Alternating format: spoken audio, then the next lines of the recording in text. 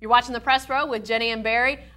Barry, let's talk about these openers for Oklahoma State. Oklahoma State starts a Thursday. They go up to Central Michigan. Mount Pleasant, Michigan is where they'll open, a place that I think only has a 2-lane road into it. Somebody told me it's actually a 4-lane highway going into town, so okay. Maybe it's true. Okay, so 4-lane road, but well off the main roads for sure.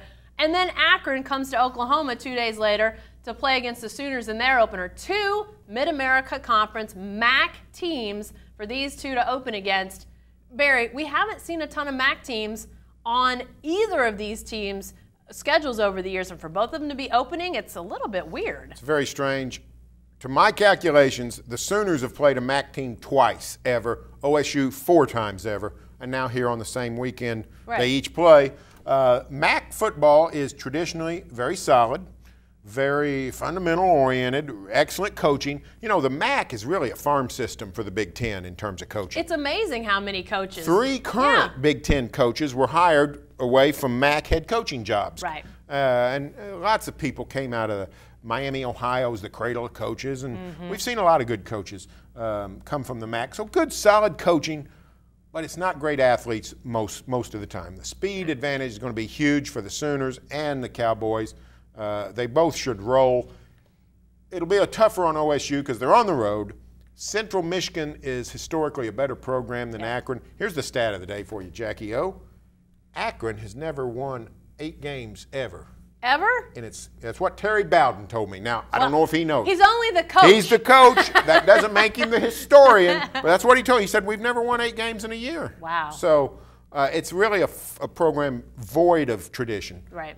Central Michigan's got pretty good. I mean, they've won the bowl games. They've won the MAC and done some things. They're currently in sort of a downslide, so Cowboys should really take care of them. Right. Speed advantage heavy for OSU, but the Sooners should just roll Akron. Well, let's not forget the MAC and its place in sort of recent history in college football. It was only a few years ago that we saw Northern Illinois really kind of mess with the upper tier bowls. OU gets knocked down because of Northern Illinois, a MAC team. Changed the course of OU recent history. Right. Because on that last game in the MAC, I think it was the MAC title game, yep. Northern Illinois against Kent State.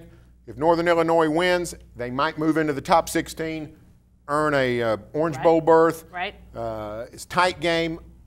Northern Illinois does win. Made it to the top 16. OU gets pushed out of the Sugar Bowl instead of a match with Florida, which Florida wasn't very good that year. Probably would have been a Sooner victory. Probably could have won. They get sent to the Cotton Bowl. Johnny Manziel. We know what happened. Tears them up, and what does Bob Stoops say? Hey, I think I'll run that offense. What he didn't realize was that Johnny Manziel didn't come with the offense. So the Sooners. It wasn't a package deal. So for the next 2 years, in 2013, 2014, OU's running the zone read. Kind of spinning its wheels, Barry. Let's be wheels, honest. and then Josh Heupel gets fired. Yeah. Lincoln Riley's in with the air raid.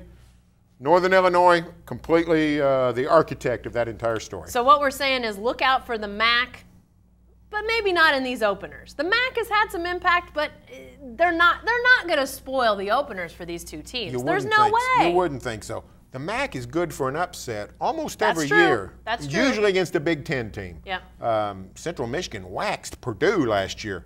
But I'm not sure that's saying much. Purdue stinks. Well, Purdue does stink. We saw them 3 years ago in that Heart of Dallas Bowl. They stunk then, too. But, Akron beat Pitt since Terry Bowden's been there. So they're capable. Right. I don't think against these two teams they're capable. You know, and going on the road, OSU, I mean, you can concoct a scenario by which OSU could find some trouble on the road. Right. You go to an out-of-the-way place. We saw it back in 2007 at Troy. Yep. And you've got a quarterback who's only started 3 games. Yeah, I get it. I get it. I mean, Akron's not going to put up a fight against OU, but the difference between 07 Troy and 15 Central Michigan is Troy had a bunch of fast guys that could play. They had some guys that are in the NFL. That was a year after DeMarcus Ware. That was the type of talent they were getting at Troy. And back then, and maybe still, I don't know, but Troy could get a bunch of partial qualifiers who couldn't get into SEC schools. Yep, that's right. You know, Auburn would sign this guy. They were SEC light. That's exactly right. So I don't think that's what we're going to see out of Central Michigan. Yeah, definitely not.